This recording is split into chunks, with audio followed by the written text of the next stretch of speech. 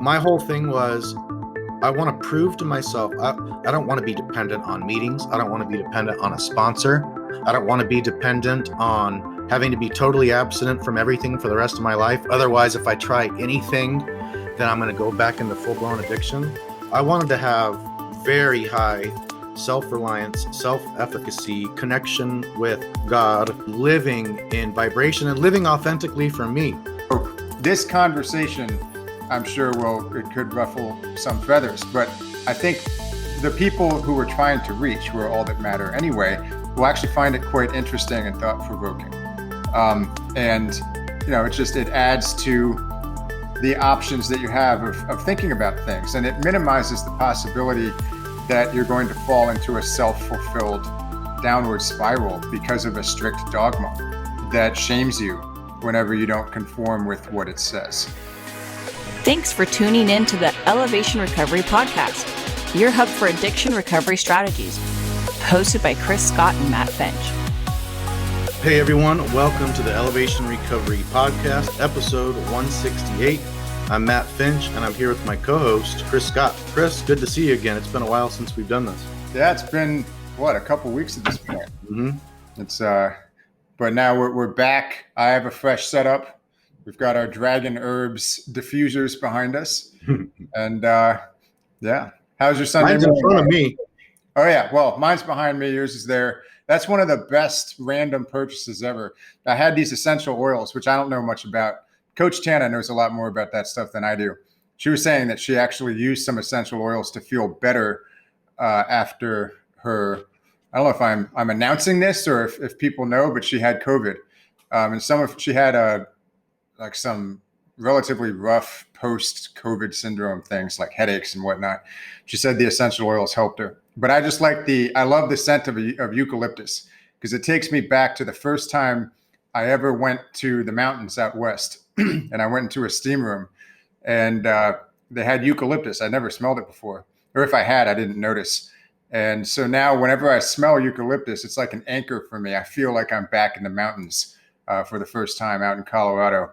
And it's even if I'm having a stressful day, I'll take a eucalyptus essential oil, open it up and just sniff it. Not like I'm sniffing a marker, but just like I, get a little whiff of it. And it'll change my outlook. It's crazy. Who needs drugs and alcohol when you can be sniffing on essential oils, boy? It occurred. I have so many funny, I guess you could call them coping mechanisms, but I'm not dealing with like horrible trauma. Like I'm pretty balanced at this point.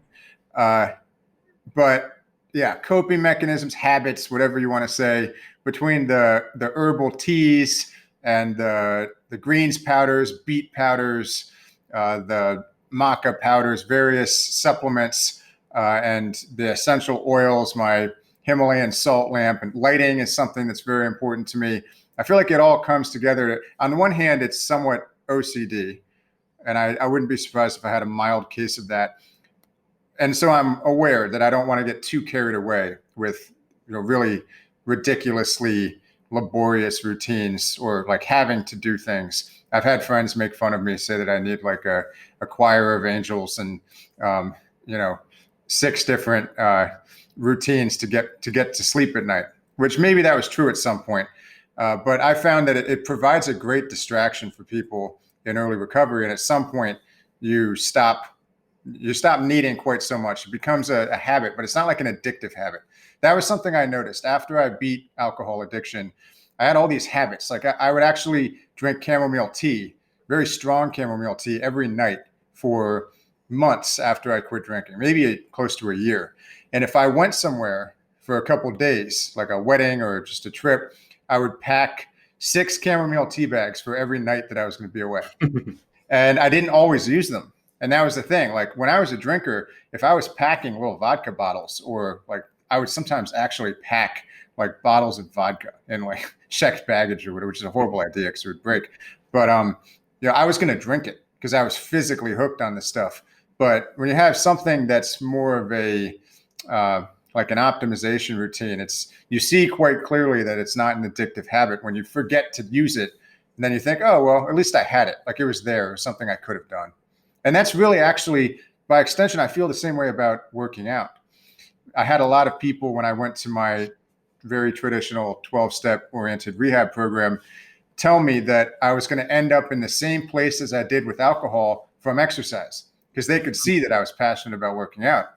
I was trying to figure out how that was going to work.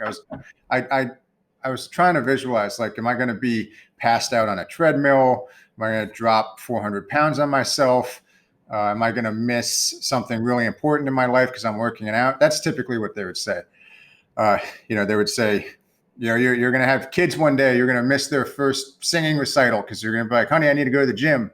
I was like, well, what if I was going to 3 AA meetings a day? I could still miss the recital or whatever. Wouldn't that be just as bad? And they were like, no, that's different because that's for your sobriety.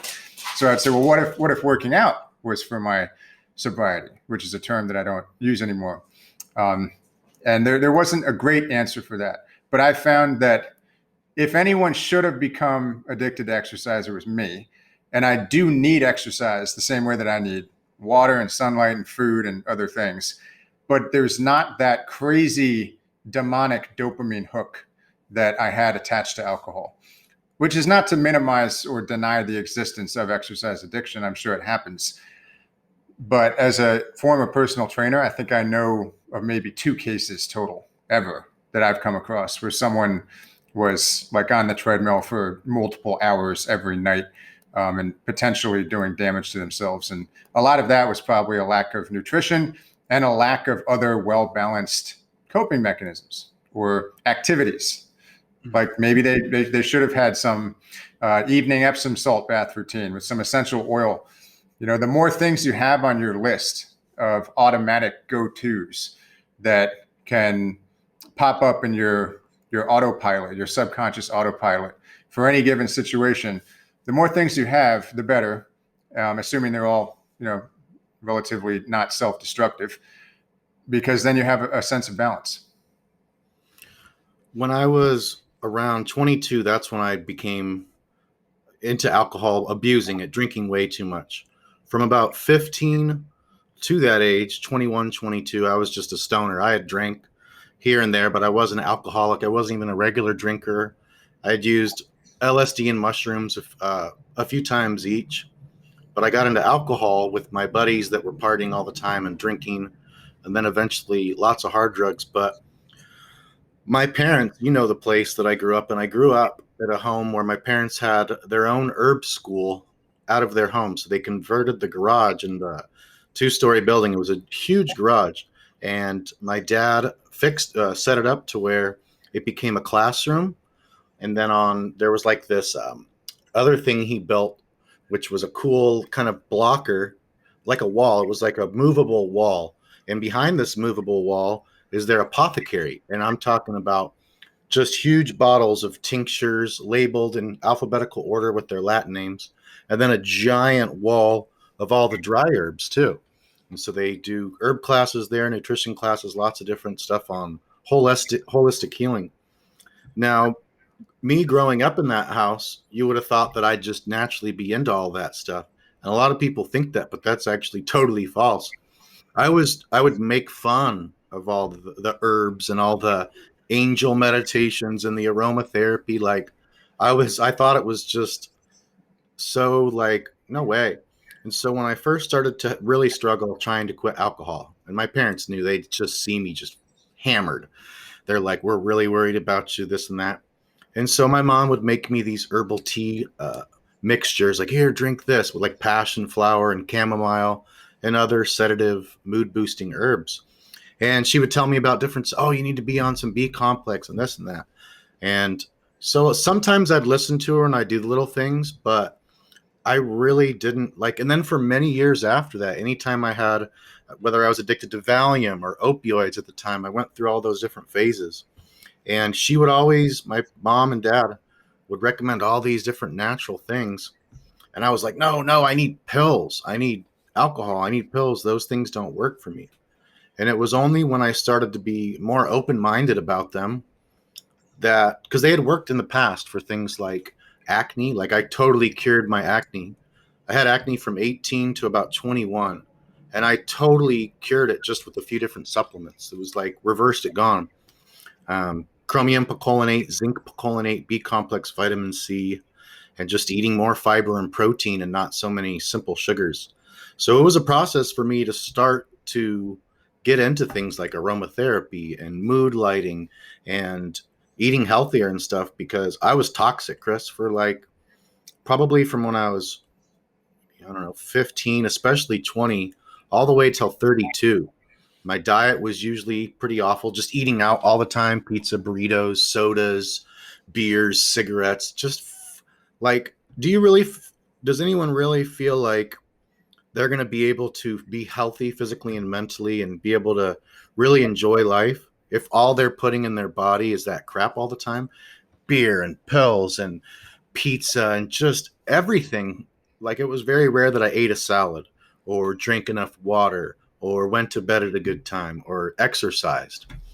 So for me, the process of overcoming and transcending addiction was really just the process of changing everything about my life, because before everything was pleasure based. What can I do to enjoy the most out of today? It was drugs, alcohol, girls, music, surfing, things like, you know, downhill skateboarding, things that would give me a real big rush. And now it's been more than 9 years since that. And I went through behavior addictions and such. Now, a little over 9 years later, I'm finding that I just love the simple life of healthy routines, healthy habits. And also, I was thinking the other day that you and I have a really big advantage, I guess you could call it, versus a lot of people, because what we do for a living, and also because we do these podcasts together. So really, I look at each time I talk with you, it's just like fortifying our identity, fortifying our resolve to keep doing this path. And so I often wonder, and then I'll shut up after this because I'm going on. I often wonder if I didn't become a substance abuse counselor and then didn't become an addiction recovery coach and didn't have anything to do with this population, I wonder if I'd be where I am today. I wonder if I'd be back on drugs, if I'd be back on alcohol. So choosing this profession and this life's mission and purpose to just dedicate my professional life to helping others overcome addiction and live healthy lives, I think that was probably key for me. Say I did some career that I didn't like or something for all this time, or went between jobs, I got to think that I probably would have slipped or relapsed, or, you know what I'm saying? Yeah, for sure.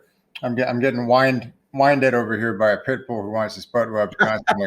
I'm bad. I know. I've read the books. I'm not supposed to rub the butt every time he brings himself over. But yeah, no. I tend to be my own worst critic in some ways, or I'm always thinking for the contradiction in what I'm saying or doing, and I'm trying to quash objections or admit that the objection has some merit whenever I'm doing something. When I started doing alcohol recovery coaching, I found that I was feeling so uplifted after every call from helping people that the objection in my mind was, what if a large part of the solution to beating addiction is to help other people beat addiction?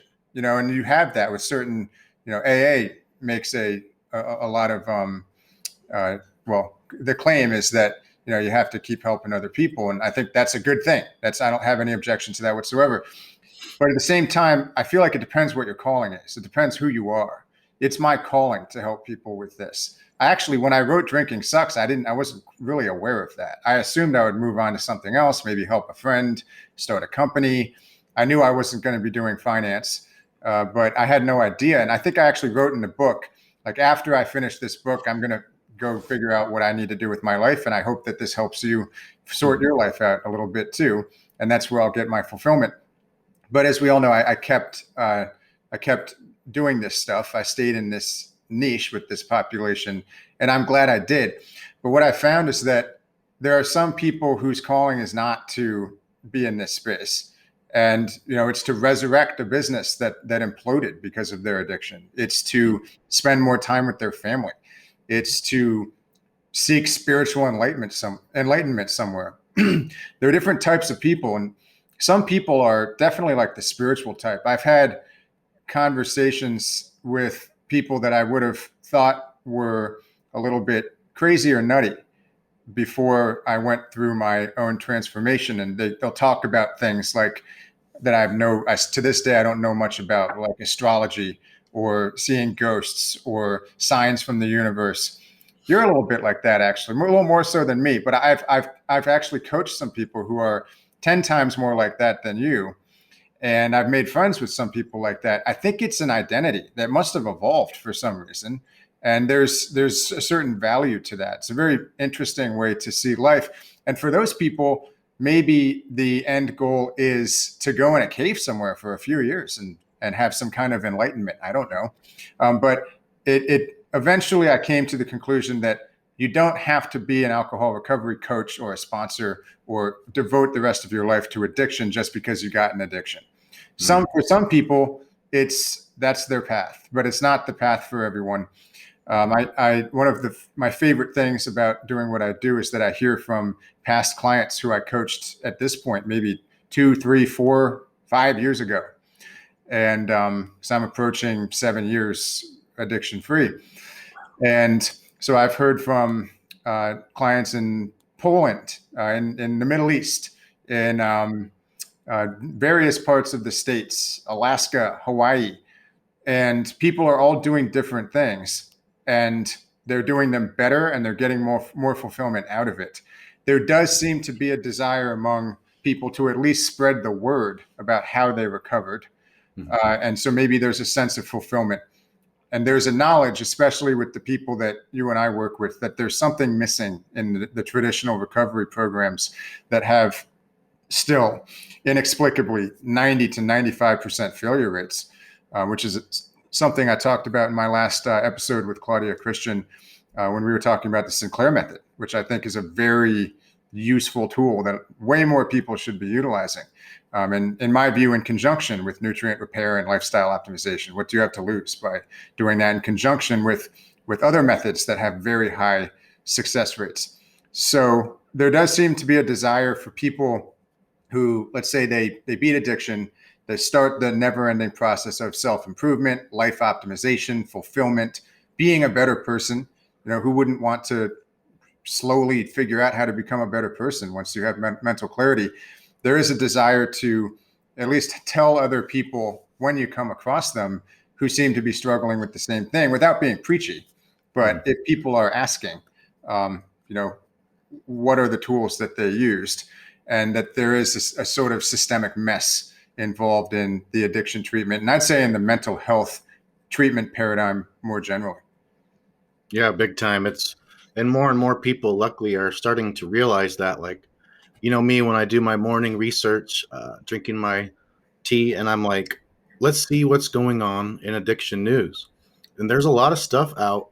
And you know how I've been looking for the one day that I look at a news addiction that just came out article, and all of a sudden there's something on nutrient repair. Well, Chris, I'm excited to say that I found it.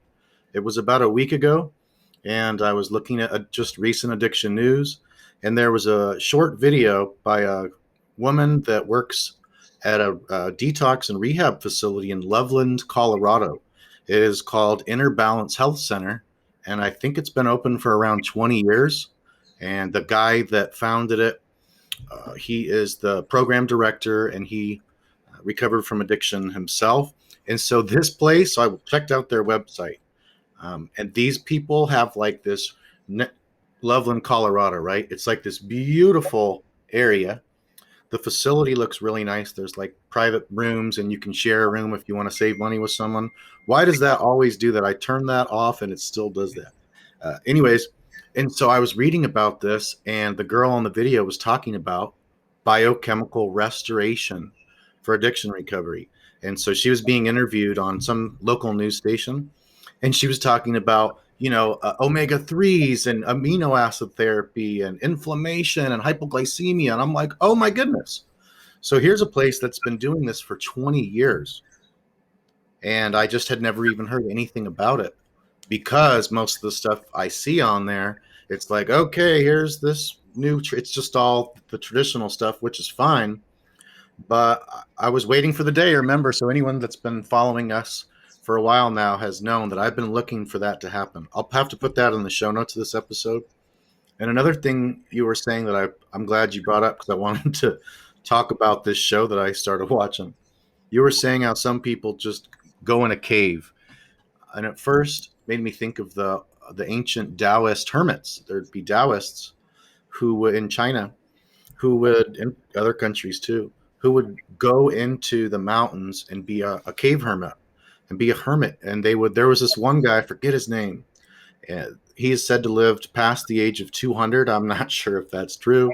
And they said that he lived on just fresh spring water, picking goji berries and other things around, and just doing qigong all the time.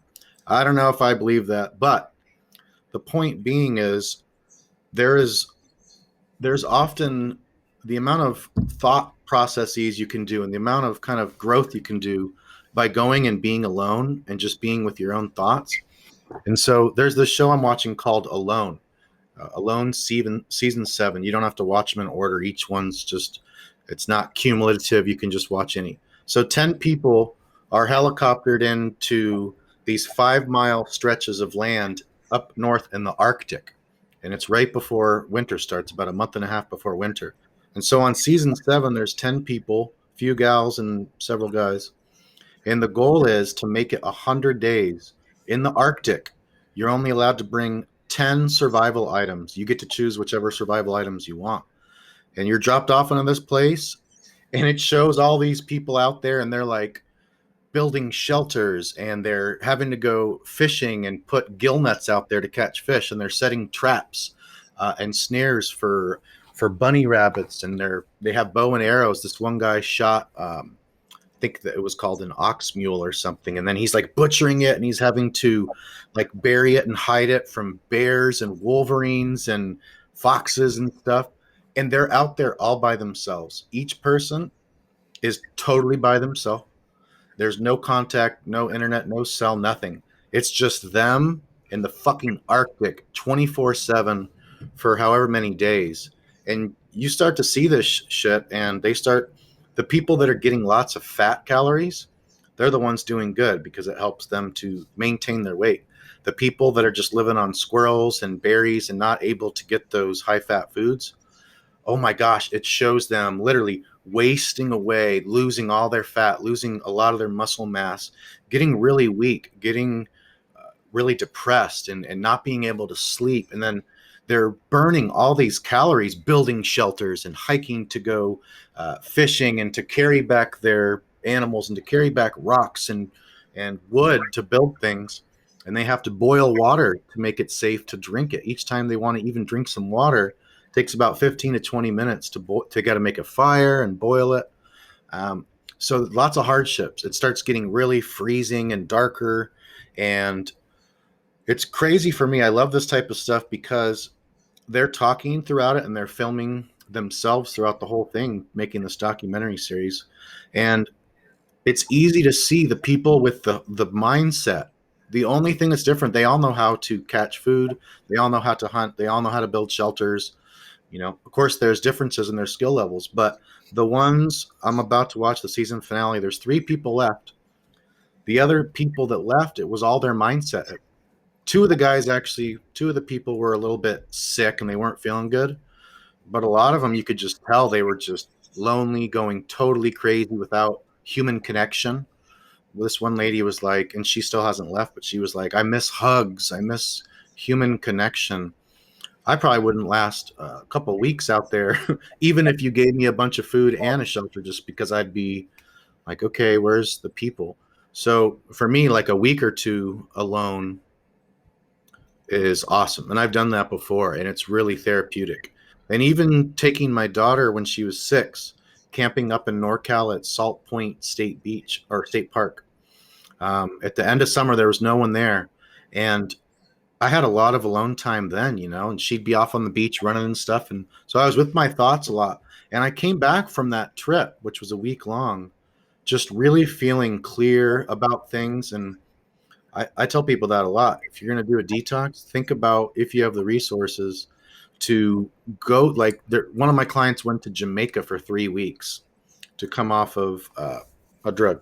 And it was like awesome. You have a hot tub, weather's warm, sunshine, the beaches, It was all inclusive, so you don't even all the food prepared for you. There's childcare. It's just, and I know not everyone can afford that stuff, but even something like going to get an Airbnb somewhere, just so you're away from all the euphoric recall-inducing triggers that are around your home and around your neighborhood. Right. I mean, I'm actually considering doing maybe a 5 to 7 day Airbnb somewhere at some point in the next month or two. To do a detox? Yeah, no, I don't need a detox. It's more of just a routine breaker. And my sleep always does suffer a little bit in the winter, no matter what I do. I've been pretty good about going to bed earlier recently, which was one of the things I've discussed because I get that second wind at night. But sometimes I just tend to wake up a little bit too early. I think it has something to do with not getting as much sun during the day, which has been tough. It's, the sun is not out today. It's kind of overcast. It was raining. It rained yesterday. It rained the day before. You got an infrared sauna. Yeah, right. That helps. I do utilize the sauna, but there's nothing like actual sunshine. Nope. And so, I'm thinking of maybe going somewhere in Florida, take the dogs to a dog-friendly beach, get a little cabin or condo, dog-friendly place, an Airbnb, and do some work, get stuff done, but break up the routine and, get several hours of sun every day, kind of restore that rhythm. You and I are very lucky, excuse me, that we get to do what we do. But a lot of people are working remotely now. And I think a lot of people can potentially take advantage of an opportunity they have during this bizarre time where, you can go somewhere else in a different part of the country or maybe internationally, depending on what the country is and whether there's quarantine laws or whatever. But just get out of your head, get out of your routine, mix it up, and just take the opportunity. Just do it. Yeah, I'm looking forward to a vacation for Willow spring break towards the end of March, getting close to the beginning of April. Yeah, we're going to go for 4 or 5 nights to the desert, to this nice, beautiful area. It's about I think a half-hour drive from Palm Springs, so it's Palm Desert. And that's what we're going to do. It's just going to be Ashley and I and Willow, and hopefully her little friend, if her parents say it's okay, Willow's best friend. And I just can't wait for that because it's a big, huge condo. I think it's 2 stories, beautiful view, balcony, fireplace, jacuzzi, golf course, swimming pool, and then fun things to do in town. And I haven't taken a vacation since the start of COVID. Now I've had a couple kind of working fun trip vacations, staycations when you came to visit. But so it'll be nice to get away. And also I want to go back to that show Alone. It just shows you how important nutrients are too. Not only the people's mindsets are important, which nutrition can enhance, but just a lack of the right macronutrients guaranteed. And even more so, they're just lacking all these micronutrients. So all these people were healthy and robust and fired up when they got there. And then as time goes on, you just see how depleted all of them, every single one of them, become very depleted because of so much manual labor almost all day, every day. It's just them out there. And that lack of nutrition can destroy your health really quickly. Oh my gosh, these people were like, a few of them lost 20 or 30 pounds in the first month or 40 days. Like it was a lot of them lost 1/5 of their entire body weight. And I remember one time I went a whole year without drinking from I think 24 to 25 it was. I didn't drink a single sip of alcohol. And during that time, I took Valium here and there, a couple other pills here and there, but I didn't get addicted to any of them. And I did weed here and there. It was just mostly no alcohol, no crystal meth, and no crack or cocaine. I could do a little bit of weed, a little bit of pills back then and not get addicted. Were you addicted to opiates then? Huh? Were you addicted to opiates at that point? Not at that point. I didn't get addicted to opioids until I was about 29. Yeah, it was the last 3 years of my 17-year total addiction. But so this time, the first 8 years I took opioids from 22 or 21 to 29, somewhere around there. I was able to take them recreationally with no negative consequences except for crashing a car. But it was mostly just 8 years of fun on those things. So during this time, alcohol was my problem still. Alcohol was my big problem in my 20s, most of my 20s, and even into my early 30s. Yeah. And so I had got really physically fit. I was surfing a ton. And at that age, mid 20s, I was surfing a bunch. I was doing pull ups with my pull up bar. I was swimming. I was really lean and really toned and, just felt great. I relapsed. I went to a trip to Mexico with my buddies, which was a stupid idea. All my drinking buddies, we went on a surf trip down to K58, I think it's called, or K57, K38. It's been so long, I can't even remember. A really famous, awesome right point break for surfing down in Mexico, not too far south. So the night before we're going to surf, we're camping, and they all have alcohol. They're like, you want to drink this? I'm like, no, no, no, no. I had gone to the pharmacy when I got to Mexico and bought a bunch of 10 milligram Roches, which are the Mexican blue Valiums. And that was a bad idea because after I got, I took too many Valium and got kind of high on it. And then around 12 p.m. or 12 a.m. at night, after they'd been drinking around the fire, have fun, I was like, wait a second. It's been a year. Now I can drink a beer. I'm in Mexico. I'll only drink alcohol when I go out of the country, and I'll never drink in America. That was my brain's rationalization. I was less inhibited. Is that right? Less inhibited due to the Valium. So it just dissolved all my inhibitions, and it took away my resolve to not drink. I was all high on the Valium. I'm like, I can drink a beer too. I drank 6 that night, woke up, kept drinking the whole time in Mexico, came back, kept drinking every day for 2 weeks. So it was about 2 weeks, 2.5 weeks of drinking. And I went from a physically fit, really looking pretty darn good guy to just in a few weeks, all that muscle was gone. My skin was horrible. I was just looking horrible because 2.5 weeks of just drinking every day, not eating that much, not working out. So, I mean, it's so fast how someone can get way out of balance and really unhealthy.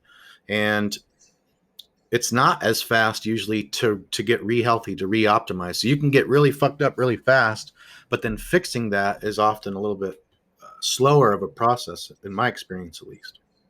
Right. So what would you say is the difference between now, when I assume, and this is kind of controversial and it was actually hilarious to me when you told me this, you can have a glass of Pinot Noir with tacos at this point in your life. You don't go down that slippery slope. I think I know the answer to this question, but what's the difference between you now and when you had a year off of alcohol and you couldn't, you started with the Valiums and you ended up with then 6 beers, as if you never stopped drinking. And then you end up 2 weeks later having binged every day. Bio, psycho, social, spiritual optimization for 9 years, my friend. That's how. I didn't used to have, and I wrote an article on this topic for fit-recovery.com, your website, many years ago. And it was on when I used to be a binge drinker, basically. I was physiologically dependent many times, but I was mostly a binge drinker that would binge for a weekend or a week or two or 3 or 4 months sometimes.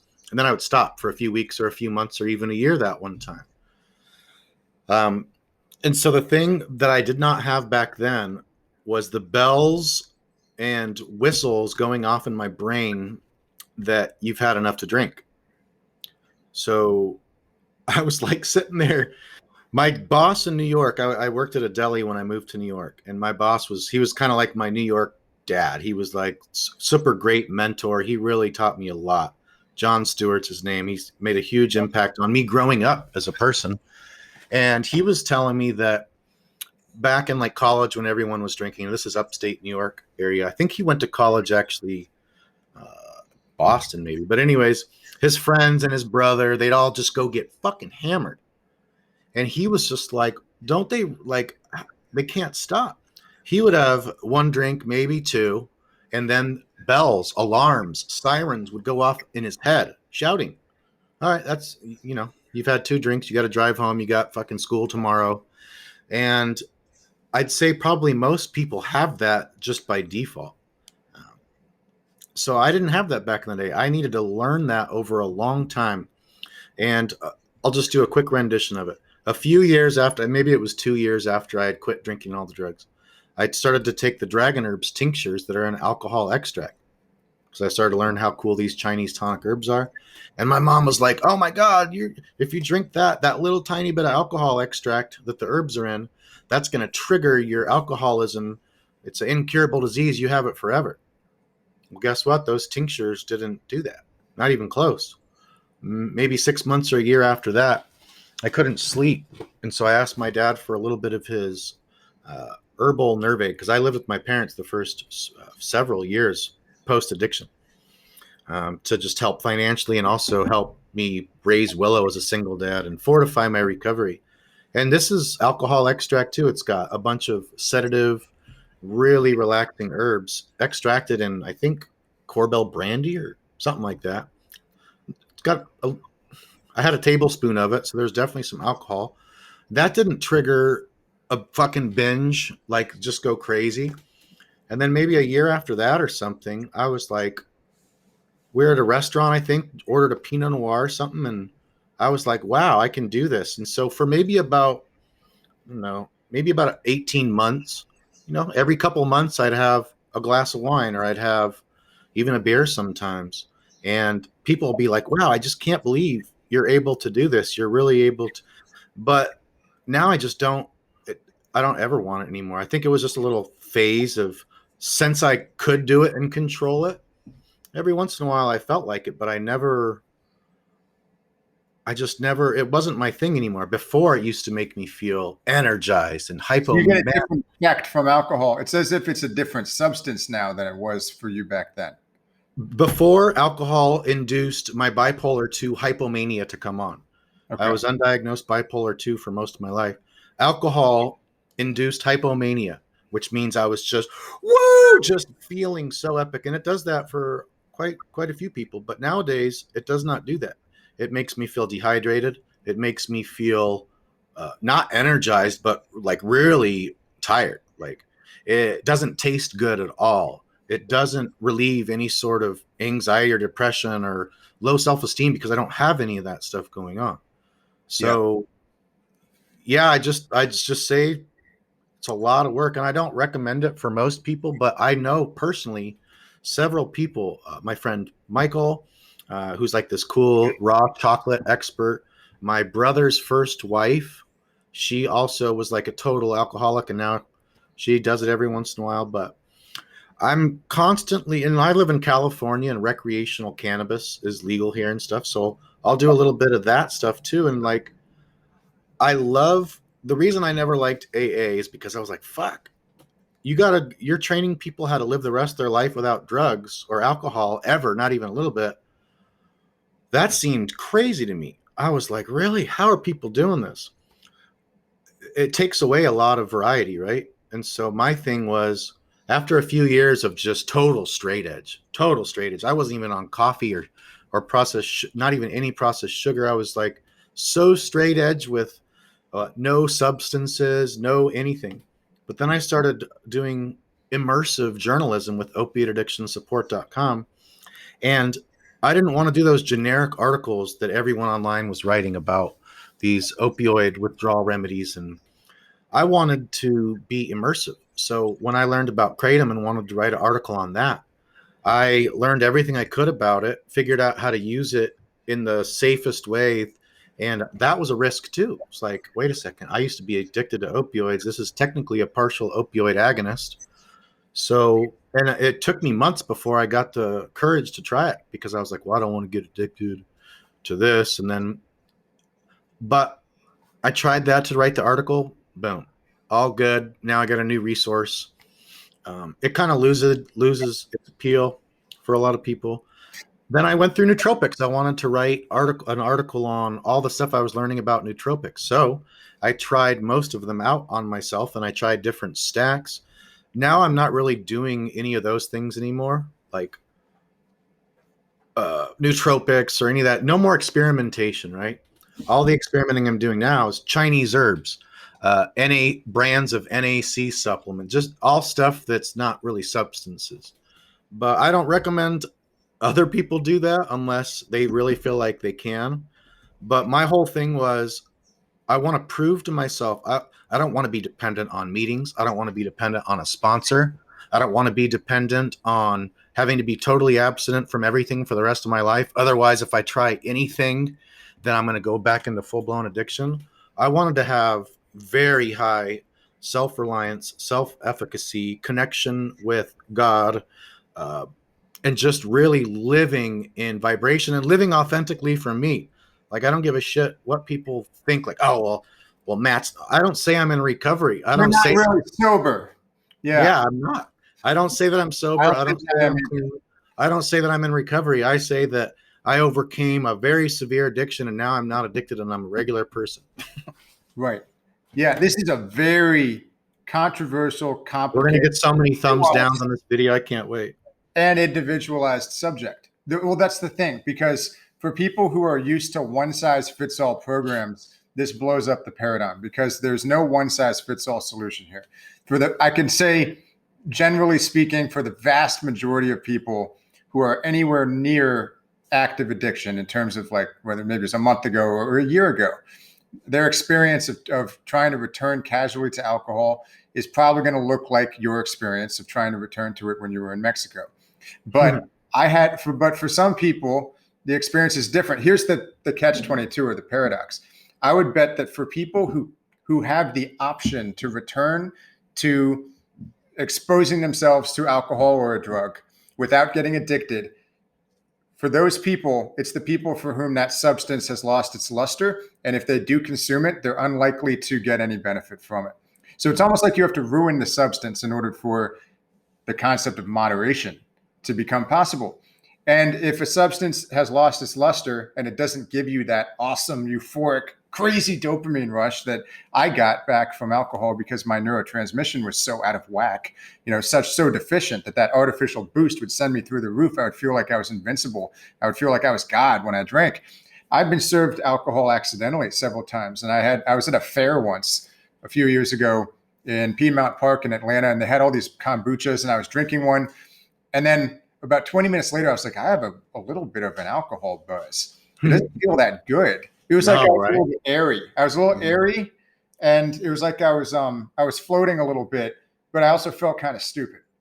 I was like, first of all, dehydrated. A little. Well, I know because I'd had one. I wasn't really dehydrated. Sure, I could have been, but I was like, first of all, damn it, because I still had some of my AA conditioning back then. I gotta restart my date. Yeah. Oh, and I realized like this could become. It happened another time. I was at a restaurant and I'd ordered a non-alcoholic cocktail that usually comes in a martini glass. It's like, I don't know, clear birch beer with elderflower, juniper berry, something. But they gave me just straight gin. It was like a perfect martini. By perfect, I mean like no vermouth, barely any. And I quaffed it, like half of it, and I was like, oh no. Both of these experiences were years ago. I remember thinking like, I have a choice right now. I can fall into a self-fulfilling prophecy that I've ruined my life and it's back to square one. And, I'm going to be damned just like the 90+% of other people who fall back into that trap. Mm-hmm. Or I can try to rationally dissect whatever it is I experience and make sense of it and get back on track. And I didn't find it hard to get back on track either time. What I noticed was that the more brain rewiring I had, so the kombucha experience was after that martini experience, if I remember right. The alcohol was even less appealing to me as an effect. It's like my neurotransmitters when I was addicted to alcohol were down here. A little bit of alcohol would be like, like a pinball machine. Now my neurotransmitters hang out here. So a little bit of alcohol, it was like a ripple, like I could feel something.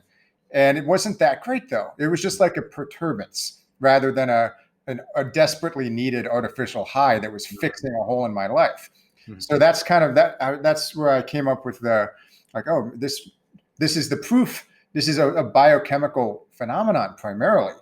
And, again, no one size fits all. Maybe if I had been struggling with some horrible abuse incident or PTSD or actual gap in my life or spiritual yearning that I, for whatever reason, couldn't summon the courage to fulfill or fix, then maybe it would have done something. But then again, maybe that all of that would have been reflected in my neurotransmitter levels too, and my brain balance. So, but I just found that it kind of lost my luster. It lost its luster. I was grateful for those experiences. I think they happened for a reason, because I no longer felt deprived at all of the alcohol. Because every now and then, when you can feel great all the time, but you can wonder, and a lot of my clients do, if they've been off alcohol a year or two, they're like, well, yeah, I feel excellent now, but I remember from drinking that I would feel so much better then. So if I drank now, wouldn't I just go from a 10 out of 10 to like a 20 out of 10? The answer is no, that's not how it works. And so that's why I say, you can get valuable information from a slip. Then, of course, there's the only thing preventing you from turning a slip into a full-blown relapse is you being honest with yourself or with God or whoever it is that you want to keep yourself accountable. And I've always tried to be ruthlessly honest with myself. So I had another, because it's like after I beat addiction, I had nothing to hide. I was no longer suppressing some part of my identity. Mm-hmm. So anytime something didn't go as planned, or there was a question I couldn't answer, or, I wouldn't call it a slip. Being served something accidentally and taking a sip is not a slip. But, you have an experience. It was an experience that I wasn't sure how to categorize. You were tested and you passed the test. Yeah, I suppose so. But really, I think if I had decided to drink 4 of them, I think I would have just gotten sick and hated alcohol more. And I'm not saying that's what I should have done, but I wouldn't be surprised if that was the case. Alcohol lost its appeal even more than it had already lost its appeal. I didn't need those experiences. I'm not encouraging people to go out and seek alcohol by any means. But it's an interesting topic because it's so nuanced and we have to balance so many things. But I also had I ordered a tincture at one point. I think it was passion flower or something. It was off Amazon. I think it was Amazon. And I didn't realize it was an alcohol-based tincture, and it was expensive. And it came, and I took it, and I was like, ooh, that tastes like grain alcohol. And I'd been off alcohol for a long time. And I thought to myself, I really don't think this is going to derail me. Fast forward a few years, I have all sorts of Dragon Herbs alcohol-based tinctures, and I'll take them regularly. But I've never tried to drink $300 worth of those, $30 reishi mushroom tinctures in the 2-ounce bottles. It's just not happening. And there's just no desire to do it. And it's kind of liberating to be like that. I remember thinking I was going to have to avoid mouthwash for the rest of my life. I don't use regular mouthwash. I use Neem mouthwash, NEEM, which incidentally doesn't have alcohol in it. I just like it more because it's natural. But I don't avoid regular mouthwash because it has alcohol in it. But again, for a lot of people who haven't rewired their brain, rebalanced their biochemistry, had a plethora of new experiences that have reordered their priorities for their autopilot system, that subconscious autopilot that goes, oh, this happened, so therefore, here are our coping mechanisms. If alcohol is still in the top 10 in that list, it's probably a bad idea to test yourself. And for me, alcohol is off the list. It's been off the list entirely. For a long time, it was probably, in the first year, after my exercise and chamomile tea and other, meditative rituals and things that I was pretty good about, alcohol slipped from 1 to 2 to 3 to 4. And then eventually it was number 20 on my list. I got maybe by the second year alcohol free, I would have drank if there was a nuclear apocalypse, but there was little else that could have gotten me to go drink. At this point, if nukes started going off, I wouldn't drink. There's really nothing to gain from it. I don't want to feel sick. It would hurt my stomach, and I don't want to feel shitty. So, it's just not a thing. There's zero deprivation. But I think for a lot of people, there's that self-fulfilling prophecy aspect to a slip turning into a relapse. And it's too bad, because if they were to balance themselves biochemically and rewire their brains and forge a new identity with which, being addicted to anything would be incompatible with who they are on a deep spiritual quantum level in their brains and bodies, then I think if more people were to do that, then addiction, relapse, and cross addiction would all be way less of a big deal than it tends to be here. And on the last note, I found this to be very interesting. A good friend of mine, also a scientist, is working on her second PhD. I have a video somewhere talking to her about biorebalance. She works in an alcohol clinic or an addiction clinic where they detox people off of alcohol using nutrients in Europe. Dr. Rebecca Erickson? That's correct, Dr. Rebecca Erickson.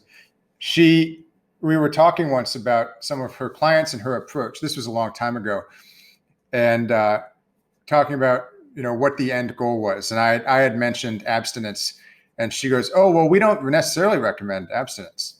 And I thought, what? And she was like, "Yeah, we don't. We want them to be able to have a glass of wine. Remember, she's in Spain, in the Mediterranean. We want they drink wine there so that they can have a glass of wine every now and then." And I thought that would be blasphemous. Like if you said that in the United States, you'd probably lose your addiction treatment license or something. That goes against all the orthodoxies. And again, I'm not trying to muddle an issue for people. I wrote the book Drinking Sucks. I think it sucks, but I think it sucks so much that we need to demolish all of the luster that it has for people.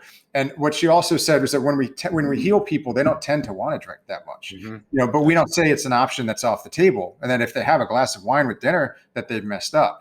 Unless it turns into a full-blown relapse. And when they use the methods that they use over there, it doesn't tend to turn into a full-blown relapse. Now, assuming that they've rewired their brain, it takes time to do that. So you're not going to treat someone with an IV of nutrients and then the next day they're going to go have a glass of wine with dinner. Probably doesn't work like that. But this is not the science behind addiction, and the orthodoxy surrounding addiction in the U.S. are not as settled as compatible as people might believe. The first interaction, I think, that started me to really break my former AA programming, maybe it was a year and a half or 2 years, or maybe even less, after I got off the substances. And the person, Michael, I was telling you about, my friend that's a chocolate expert, it was maybe the third time I had interacted with him. He's a really good friend of my parents. He graduated from their herb school, so he's got a certificate in herbalism from their school. He's really smart. And we just got to talking in their living room, and we're talking about supplements. And it turns out he was addicted to heroin really bad. I think he was even shooting it, and addicted to alcohol at the same time. He was really skinny, really unhealthy, really depressed, shy, isolated from everyone, shooting heroin and drinking alcohol all the time. And so now I was looking at him, and he looked really healthy. He seemed really happy and confident. And he said that he detoxed from heroin and alcohol and stuff using a bunch of herbs and to get back on track. One of them, he said, was Mucuna pruriens. I'm like, oh, that sounds good. And so at the time I was taking Dopatone and Gabatone by Apex Energetics. And I was like, oh, these are the ones that I've been taking for like the last year and a half or something because of, God, stupid thing. Because one increases dopamine and one increases GABA. One even increases endorphins. The Dopatone had Mucuna pruriens in it. Up until he said that supplement, I didn't even know what the heck I was taking with those supplements. I was like, well, and so it was on there. So I was like, what else can you tell me? And so we started talking about a bunch of stuff. One thing that really helped him quit was cannabis too. Cannabis, and he would infuse these raw dark chocolates he was making with like super blue-green algae and cannabis and CBD and just these really healthy things. So what he did was he just totally, most of the stuff he put in his body was really excellent. And then he was able to taper off the alcohol and heroin by doing that. And he was, he said, yeah, I like to drink some dark beer every once in a while. He's like, yeah, I like to smoke weed. And I was like, here's a guy that was addicted to heroin and alcohol, and he didn't go to AA and didn't get programmed that he can never use anything again. He learned about Chinese herbs and dark chocolate and a bunch of other dietary health principles, supplement health principles, herbology things. And so he just kind of formulated his own little system. And I've known a bunch of people like that. I know a ton of people that have overcome an addiction to one substance, maybe even two. And now to this day, they're just a normal person. Maybe they'll drink a little bit or maybe they'll do something, but they just don't have that same mentality of all or nothing. And so it is really important at this point to say that I'm not knocking AA. Some of the best people, best human beings, most selfless spiritual people I've ever met are members of that program. The only thing I'm saying is it's not the only way. AA is not the only way in the whole entire world for everyone.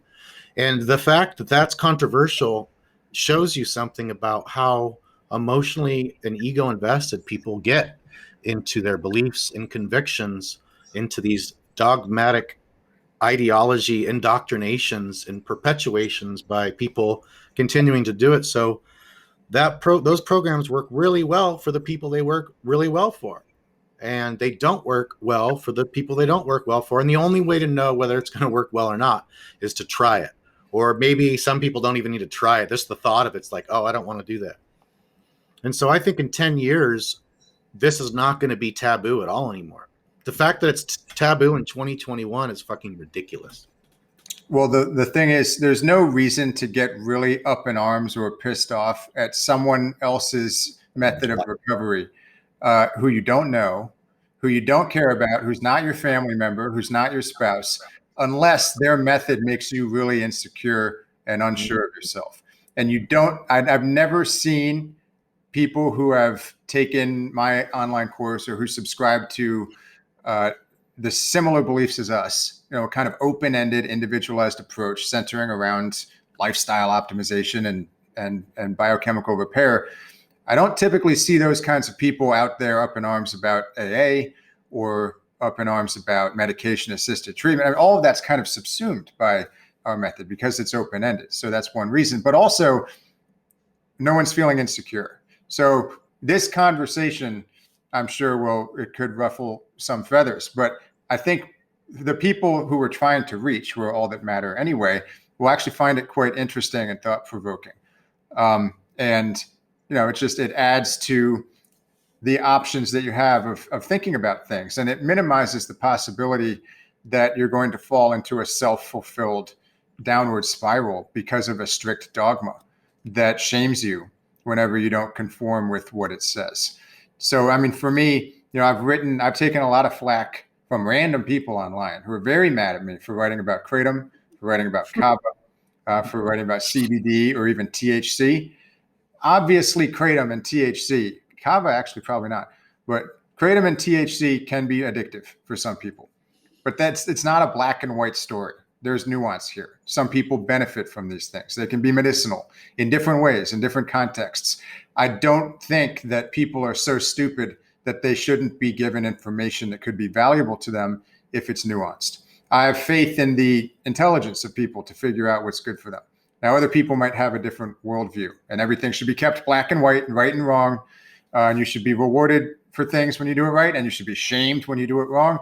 I don't subscribe to that worldview at all. And I found that having a much more open-ended and compassionate and nuanced approach has actually helped me optimize myself and progress a lot further.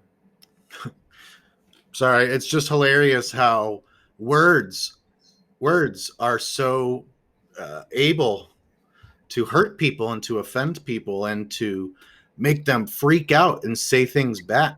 It's like all we're doing is having a conversation. Oh, yes, they're fighting words, right? They're fighting words, and then there are words like kratom and CBD and kava. Yeah. Where was I going with this? Oh, yeah. So I know a lot of therapists. I'm friends and colleagues with many, many therapists, and all of them have told me when I ask about it that the clients that they have that are members of AA or perhaps NA sometimes too,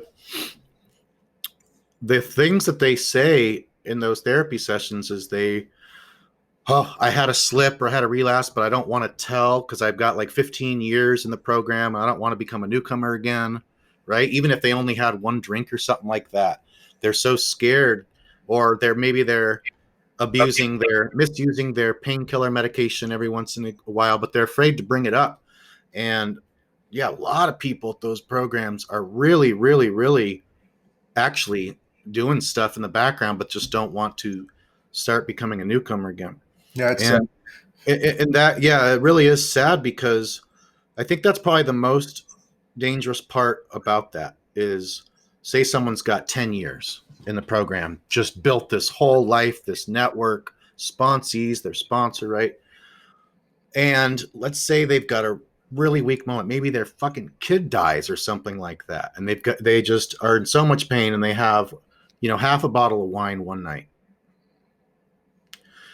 Do they really have to get rid of all those 10 years of their clean time because of one half of a bottle of wine that took them 45 minutes to drink on one night out of those entire 10 years? You're telling me the next time they go to a meeting, they're supposed to say they're a newcomer with 1 day sober or whatever, or however many days? Why would anyone do that? If I'm going to have to claim I'm a newcomer again, I'm going to keep drinking and at least make this a good run, before I have to come back and lose all of my 10 years. So like everything, it's not perfect. The stuff that we talk about is not perfect either. It's really about people resonating with certain things and taking what they like and leaving the rest. So for the people watching or listening on the website or Apple Podcasts, this is just how Chris and I think. This does not mean that you have to think like this. It doesn't mean that this is the best advice because it's coming from us. This is just information. And if anyone gets mad and comments, "Oh, how dare you?" that doesn't say anything about what we're saying, but it does say a lot about you. Think about that. Yeah. And if anyone enjoys the content of this conversation, then please do leave us a good review, because we probably have whenever you see 1 or 2 star ratings for our program, they always come after episodes like this where we've stepped in it. But I don't know. I enjoy stepping in it with you, Matt. I don't care what they say.